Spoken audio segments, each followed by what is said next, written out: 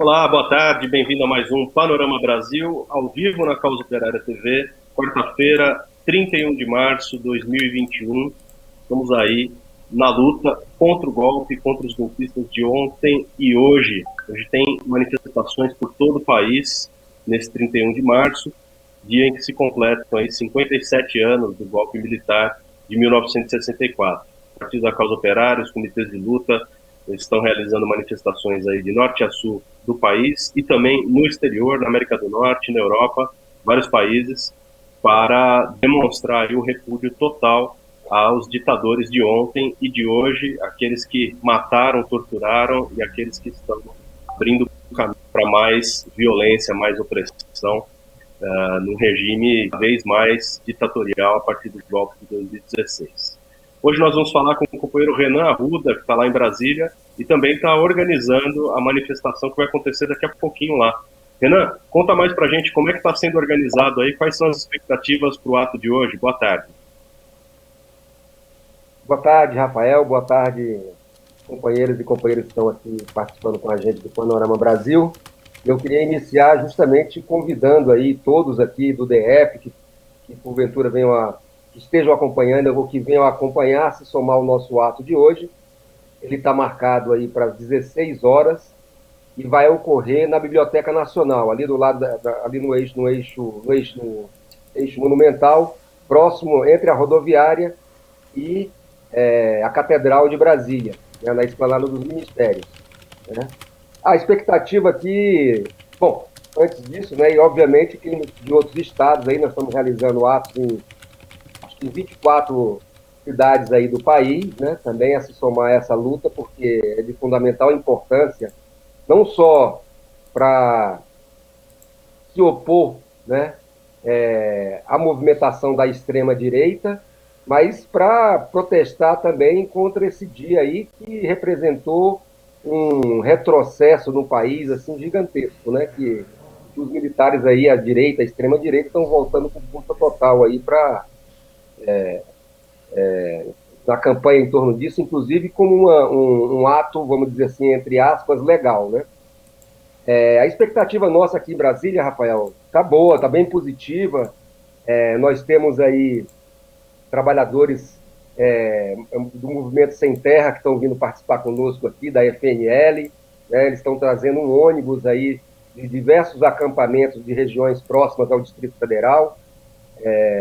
Nós temos aí, nós fizemos um trabalho de convocação, acho que foi bem importante aí, conseguimos confirmar mais de 100 pessoas participando do ato, né? Além disso, tem muita repercussão nas redes sociais, né? Gente que não foi convidada pela gente diretamente dizendo que vem participar, gente, companheiros da região do entorno que estão trazendo pequenas caravanas, aí vem um carro, eles põem lá mais 3, 4 pessoas que estão vindo para cá. Então, acredito que vai ser um ato significativo, né, importante, para ter marcar não simplesmente uma posição política, mas com relação ao dia de hoje, mas também como um instrumento de apontar para a mobilização popular, porque é a única saída que o povo brasileiro tem diante da pandemia, diante do desemprego, diante da fome, né, de toda essa condição que o país vive aí.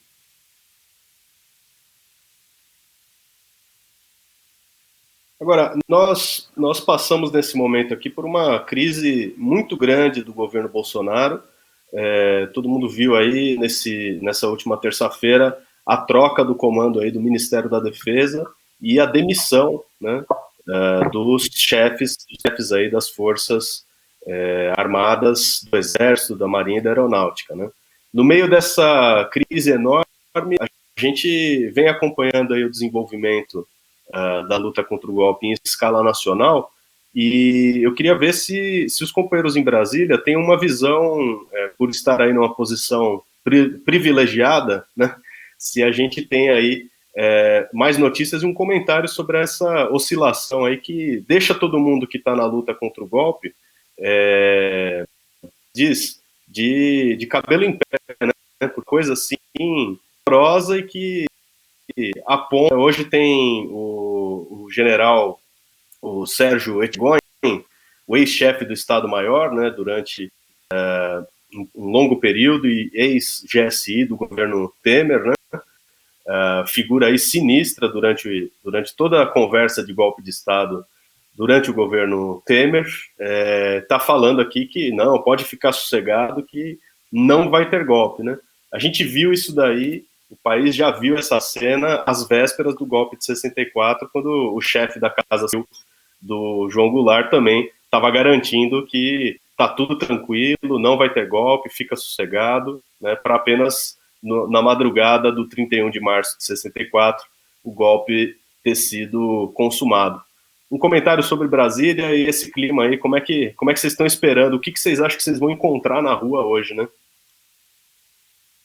Uma primeira observação sobre isso que você falou, né, do general da Casa Civil, né, da Casa Militar lá do João Goulart, né, foi justamente no dia que o general Mourão estava se dirigindo já para o Rio de Janeiro para sediar lá o Palácio do Governo, né? Ele deu essa declaração. Também nós temos aí um outro exemplo histórico que deveria ser visto com muita cuidado pela esquerda, foi o próprio golpe lá no Chile, né, do general Pinochet, que também era uma pessoa ligada do governo do Salvador Allende e que garantiu que não tinha golpe quando ele mesmo era o golpista que estava à frente do movimento, né? Aqui em Brasília, nesses últimos dias, o que a gente viu aí, né, tem muita... a extrema-direita apareceu aí, nós temos vários movimentos de pessoas ligadas ao agronegócio dessa região, da grande região aqui do Distrito Federal, que engloba aí parte de Minas, Goiás, aqui em Brasília, né, o pessoal do agronegócio. Nós temos grupos de extrema-direita também fazendo manifestações aí em vários locais diferentes de Brasília, desde a Praça dos Três Poderes até em frente a quartéis e tudo mais, né? Então, isso é um dado, né? Obviamente que se a gente fosse pensar simplesmente em termos de Bolsonaro, né? O Bolsonaro, obviamente, ele quer o golpe, isso aí nós não temos dúvida nenhuma, né? Também com relação aos militares, também se a gente for pensar na história recente do país aí, né, não dá para pensar diferente. Os militares estiveram por trás, obviamente, do golpe de 2016, do impeachment, derrubou a Dilma, depois estiveram por trás de todo o processo e contra o Lula, inclusive para impedir, impondo, né, com as baionetas lá nas costas lá dos juízes, não precisou nem usar, né, mas com as baionetas na costa dos ministros do STF, para impedir a candidatura do Lula em 2018. Né? Então, sem dúvida que esse problema do golpe de Estado que o país já vive, os militares estão por trás de tudo. Então, obviamente, não dá para dizer, né, muito pelo contrário, que os militares teriam uma posição do tipo essa aí, de respeito à Constituição ou coisa que o valha. Né? Então, o problema é assim, a gente não sabe o que está acontecendo aí nos meandros do poder, né? Não temos essa informação. Agora, com certeza que não existe, dentre a cúpula das Forças Armadas, nenhum setor democrático, vamos dizer assim, isso aí não existe, né? O problema todo, obviamente, isso aí tem a ver com a crise de conjunto, né? Tem a ver com o próprio... com a situação de conjunto do país, de crise total, né? A pandemia aí, uma escalada total, né? Então, é uma situação que delicada, vamos dizer assim, para simplesmente dizer que o golpe vai ser hoje ou amanhã, ou vai ter golpe ou não vai ter golpe. Isso aí depende de uma questão política. Agora, que as Forças Armadas estão preparadas para isso, acho que não dá para ter dúvida. E que o Bolsonaro, por outro lado, está insuflando aí setores da extrema-direita, desde as milícias aí, dos seus grupos direitistas, passando pelas próprias polícias militares, né? Ou, por exemplo, agora no Congresso Nacional, com esse projeto aí que foi apresentado por um deputado bolsonarista, para que ele tenha poder para intervir nas polícias militares estaduais, né? entre outras prerrogativas que daria direito a ele aí, mostra que tem toda uma movimentação. Acho que não dá para a gente ficar sentado e olhando, né, como se fosse um filme sem fazer nada, né? Isso aí é um alerta muito, muito, muito grave que a esquerda tem que acordar, né? Eu vi aí declarações no dia de hoje de dirigentes sindicais dizendo que não, no Brasil não tem perigo de golpe, mas qual é a garantia? Quem é que está, né? Qual que é? O próprio presidente da CUT se manifestou dessa maneira. Acho que é muito temeroso um presidente da maior central operária do Brasil, uma das maiores a maior da América Latina, né? Ter uma posição tão afirmativa diante de um quadro desse que a gente está assistindo aí, né? Muito temeroso, né? A gente a gente estava falando aqui de 64, posição muito semelhante a essa aí foi adotada pelo então Partido Comunista Brasileiro na época, né? E também, até o dia anterior, aí, o seu dirigente máximo, Luiz Carlos Prestes, dizia que não haveria golpe no Brasil e pegou o partido totalmente de calças curtas, né?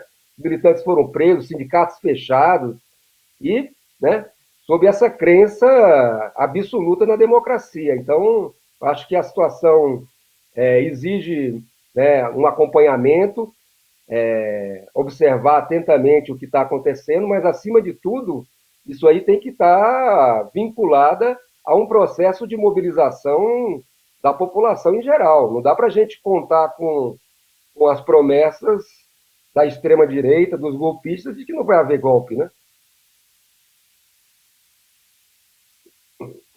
Justamente. Bom, falando da situação difícil por que passa o país, vamos ver um pouco o quadro da pandemia no Distrito Federal. Veja só, nós batemos aí mais uma vez o recorde de mortos por dia, né? Nessa terça-feira, com 3.700 mortos. O, o Distrito Federal tem quase 6 mil, 5.912 mortes, morreram quase 100 pessoas nesse último dia, e foram confirmados aí mais 1.353 casos. A coisa vai crescendo rapidamente. Aí nós temos também o seguinte, a vacina, né? Essa maravilha, só que não dá para ficar fazendo propaganda com os mesmos números 3 meses seguidos, né? Então o governo espetou a agulha aí em pouco mais de 364 mil vezes, né? Só que só 25,5% das pessoas que receberam a primeira dose já receberam a segunda, né? Ou seja, tem vacina, ou tem vacina, gente vacinada que já perdeu o ponto aí para tomar o reforço, né? Ou vai ficar sem, esperando sabe-se lá até quando.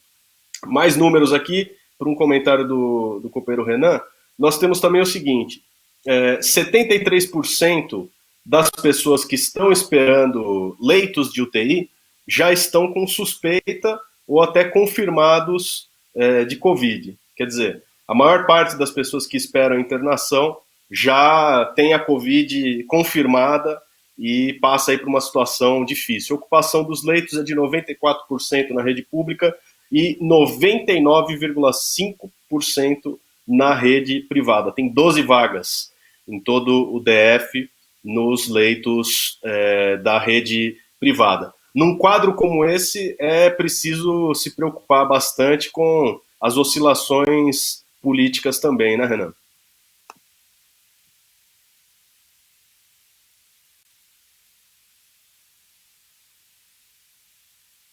O som?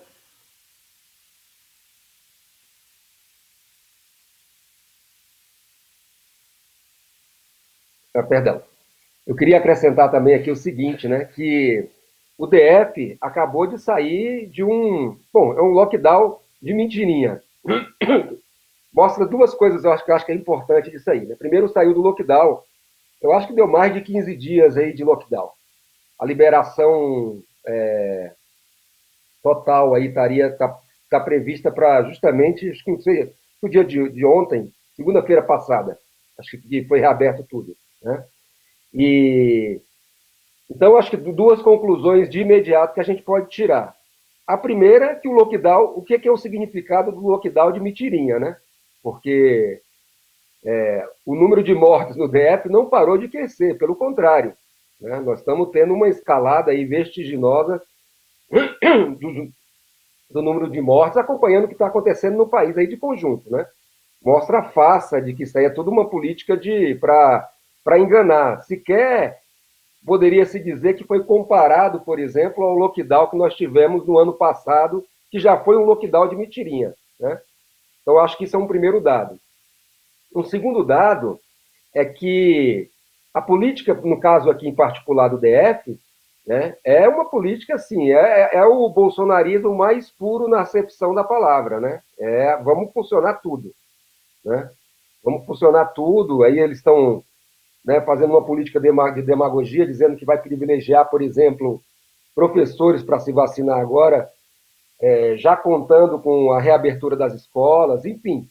É uma política para colocar a população numa situação absolutamente grave, se dá para dizer, se dá para imaginar uma situação mais grave do que já existe hoje. Né? Então, essa aí é a política de conjunto que está acontecendo aqui no DF, com outros aspectos que são muito graves. Nesse trabalho que a gente fez aí nos dias que antecederam ao ato de hoje, né, nós tivemos contato com vários companheiros aí, militantes da esquerda, e nós temos situações graves. Por exemplo, falta de exames na rede pública. A pessoa não consegue fazer exame para detectar se tem coronavírus. O pessoal está indo aos postos de saúde, particularmente nas regiões da periferia do Distrito Federal, na região do entorno, e chega lá, tem todos os sintomas de coronavírus, e o médico recomenda apenas que a pessoa tome determinados tipos de atitude, né? E fique em casa, né? Quer dizer, ou seja, é um absoluto. Essa situação que se apresenta aí, na verdade, isso aí mostra um pouquinho o que é a farsa da manipulação dos dados e a subnotificação que nós temos aí, né? Porque esses casos não estão entrando na contabilidade oficial, né? Então, é uma situação muitíssimo grave, né? É uma política consciente de genocídio, né? Que está em voga aí, que está em jogo. Eu até aqui queria adiantar um assunto aqui que eu acho que mostra de uma maneira muito evidente como que é a política do poder público no Brasil, começando pelo governo federal, obviamente, que é o maior responsável, mas também que conta com a colaboração, né, com a conivência e com a mesma política, em última instância, dos governos estaduais, municipais, etc. e tal. E foi essa última, uma recente entrevista dada aí por um general do Exército, que é responsável pela área de saúde, né, na instituição, no próprio Exército, general Paulo Sérgio. E ele mostrou o seguinte, que desde fevereiro, veja bem, desde fevereiro do ano passado, quando surgiram aí o Brasil, surgiu, né, os dados aí de que nós estávamos diante de uma pandemia, e o Exército já tem uma política de prevenção dentro das forças, né, para evitar aí uma de contenção, né, da pandemia. Segundo ele, eles olharam para o lado que estava acontecendo na Europa e tomaram todas as medidas de precaução aqui dentro das Forças Armadas, dentro do Exército, para impedir que houvesse, né, uma situação de maior gravidade. Então, segundo ele, a mortalidade dentro do Exército ela está em 0,13%. E a média nacional também, segundo ele, estaria em 2,5% no Brasil. Os números com relação ao Brasil, pelo menos, eu diria que são maiores, né, pelo que a gente vê pela subnotificação. Mas vamos dar de conta que isso aqui é a realidade. Eu fiz uma continha básica aqui, considerando 320 mil mortos no Brasil, esse contingente, se nós levássemos em consideração a mesma política que foi dentro do Exército, cairia para 16.640. Então, isso é ou não é uma política conscientemente genocida? Não tem como, os números mostram isso aí. Se houvesse uma vontade, obviamente, política para poder conter a expansão da pandemia, independentemente das vacinas, que viriam, obviamente, para garantir, né, vamos dizer assim, o combate à pandemia, a gente estaria numa situação muitíssimo menos grave, né, muitíssimo. Né? E se foi feito dentro do Exército, obviamente, perfeitamente poderia ter sido feito dentro da população de conjunto. Basta ver que tem países que fizeram situação semelhante. Você pega o caso, por exemplo, eu não tenho os números de morte no Rio Grande do Sul, mas com certeza morreram aí milhares de pessoas contra, por exemplo, a situação em Cuba, que tem uma população semelhante ao país aí, que morreram pouco mais de 100 pessoas. Né? Quer dizer, existe a possibilidade de você tratar a pandemia. O que não existe é vontade política nem interesse para colocar à frente uma política de verdadeiro combate. Né? Então, eu acho que essa situação toda reflete o que está acontecendo no país. Né? Muito grave, né? Muito no DF em particular. Agora, na situação local, para a gente finalizar, porque está na hora de ir para a rua, está na hora de levar o bloco para a rua na manifestação de hoje. Né? Tem uma queda de braço aí em torno do lockdown, e o que é mais curioso é que é esse lockdown de mentirinha. Só que aparentemente está pisando no calo de todo um setor aí da economia. Né? A justiça determinou que o governo do DF retome o lockdown a partir de quinta-feira, tinha sido suspenso anteontem, na segunda-feira, e o governo do DF já entrou na justiça, na mesma justiça que definiu a retomada do lockdown, para manter o comércio aberto. Então, como é que fica isso daí? É uma queda de braço e o lockdown existe, mas não existe, né? Como é que funciona essa situação? É, é uma queda de braço. Mais, eu diria o seguinte, né, que os partidários do lockdown de mentirinha estão procurando aí meio que fazer coro com outra ala nacional aí que está na mesma política, né? Vamos criar lockdown de mentirinha, vamos criar a expectativa da vacina e vamos dizer que está tendo algum tipo de medida, porque obviamente o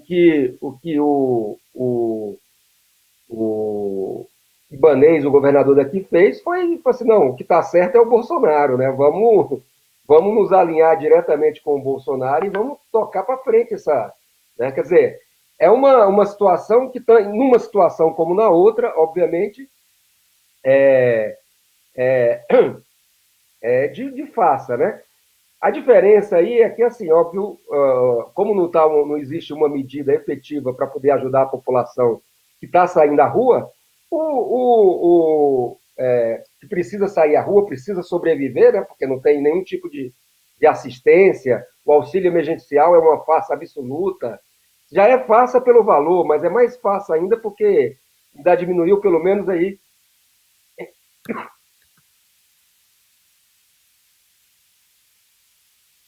pelo menos em 50% a população atingida, né? Então, enfim, de conjunto não tem, né? Não tem nada. Né? Então, é meio assim, né? O Ibanez falou assim, ó, vamos de Bolsonaro. Vamos de Bolsonaro porque daqui a pouco, porque tem muito protesto, óbvio, como tem em todo o país. Na ausência da esquerda, acabou que a direita, a extrema-direita, está usando justamente esse desespero da população, né, que precisa sobreviver, para poder atrair para a política da extrema-direita. Né? Isso aí, na verdade, é isso, né? Porque a esquerda está totalmente omissa, né? Absolutamente omissa nisso aí. Eu,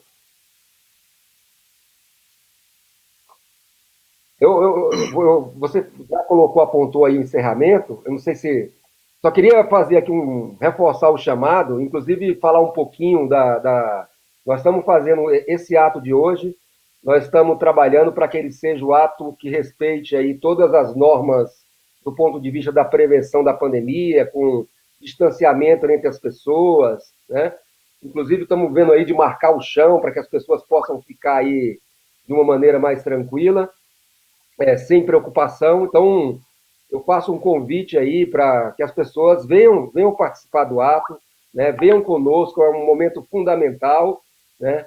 E lá nós vamos procurar garantir que né, que é um lugar, é um espaço amplo, aberto.